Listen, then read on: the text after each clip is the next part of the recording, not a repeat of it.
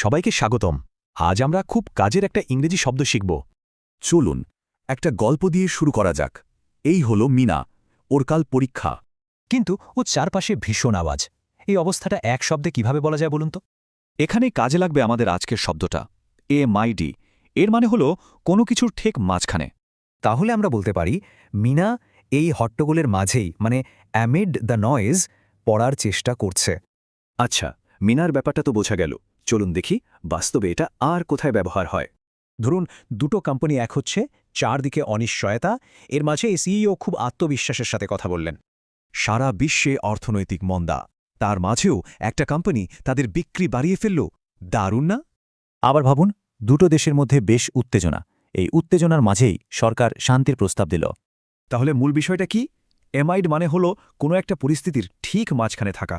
এটা প্রায় খবরে দেখা যায়, যেমন সংকট, ব্যবসা বা আন্তর্জাতিক বিষয়। এখানে একটা মজার ব্যাপার আছে। অ্যামিড শব্দটা কিন্তু নিউট্রাল, মানে নিরপেক্ষ। এর কোনো ভালো বা খারাপ অর্থ নেই। যেমন টার্বিউলেন্ট শুনলে একটা গণ্ডগোলের কথা মনে হয়, কিন্তু এমআইড শুধু পরিস্থিতিটা তুলে ধরে। শব্দটা সহজে মনে রাখতে চান?